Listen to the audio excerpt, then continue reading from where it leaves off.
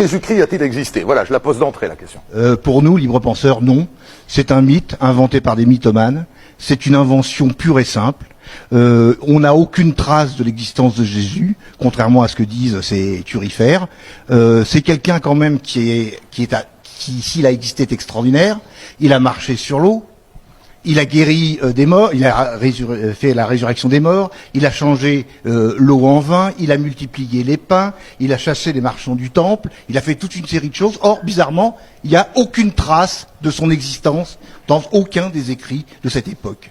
Et les seules traces qu'on a de l'existence du Christ, de Jésus-Christ, c'est en fait des interpolations des textes qui ont été falsifiés, interpolés, c'est-à-dire écartelés, la plus célèbre étant celle de Flavius Joseph, que Voltaire, déjà dans son dictionnaire philosophique, disait que c'était une farce énorme.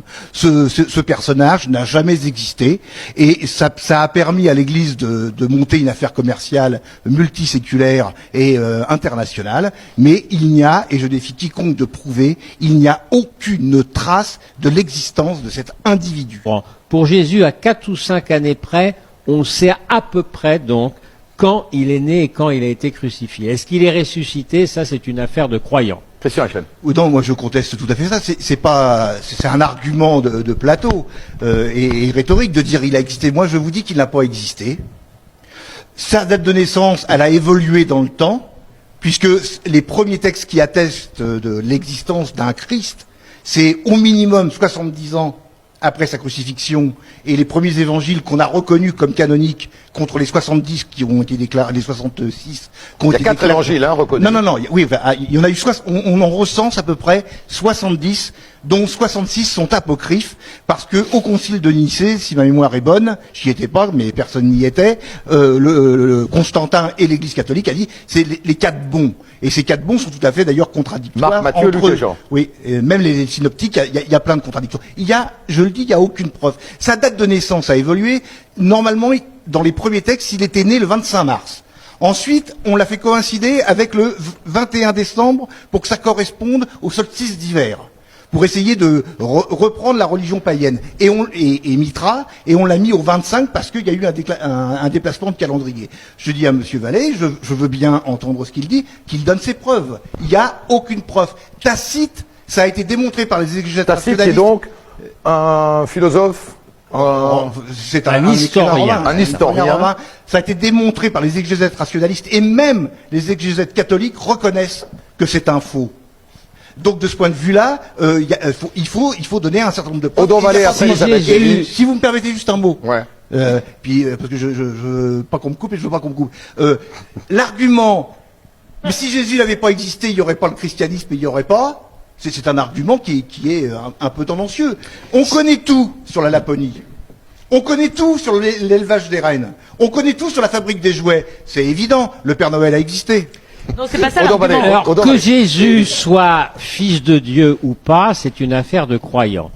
Mais dire que Jésus n'a pas existé, ça rend impossible le martyre des centaines de personnes dont on peut prouver l'existence historique.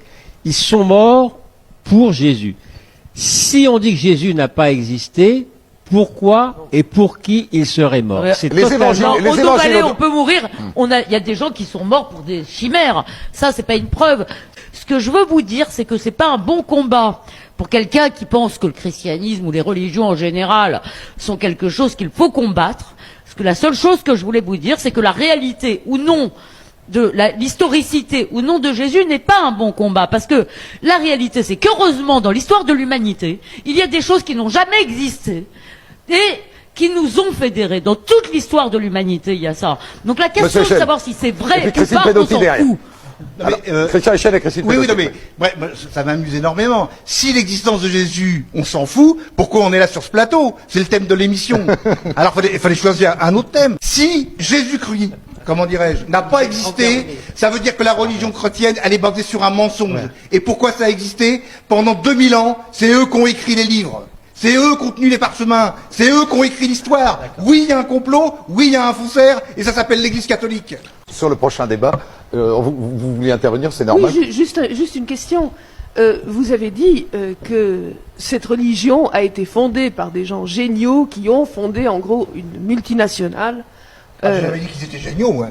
Ah, C'est à côté. bon, ils n'étaient pas géniaux, mais ils ont quand même réussi leur coup. Je l'ai pas dit, mais je le pense. Alors, c'est quand même très étonnant à ce moment-là d'inventer l'histoire d'un homme absolument sans gloire, totalement pauvre, et qui finit sur une croix. Enfin, ce n'est pas quelqu'un que l'on présente habituellement aux foules pour les entraîner. Et celui-là, au contraire, il meurt, et lorsqu'il meurt, tous ses disciples se terrent, tellement ils ont la trouille. Mais madame, Et ils ont une peur bleue. Et une fois qu'ils se lancent, ils se disent maintenant ça va marcher. Eh bien non. Ils se font tuer les uns après les autres. 11 apôtres sur 12. Et ça fonctionne quand même. Non, mais Ça pose un sérieux problème. on n'est pas dans l'histoire, on est dans la BD là. Je veux dire, il y a Lucifer, il y a Jonas, il y a la baleine, il monte, il descend, il y a sa mère et tout. Non, ça c'est de la mythologie tout ça. Le vrai problème de fond, pourquoi le christianisme a gagné? Parce que Constantin en avait besoin pour dominer l'Empire romain. C'est un problème politique. C'est pas un problème de religion, c'est un problème. Complotiste. Non, c'est pas complotiste. Vous avez qu'à lire le Concile de Nicée. Pourquoi le christianisme triomphe alors qu'il est à ses débuts une religion opprimée? C'est parce que l'Empire romain en a besoin pour dominer l'intégralité de l'Empire. C'est un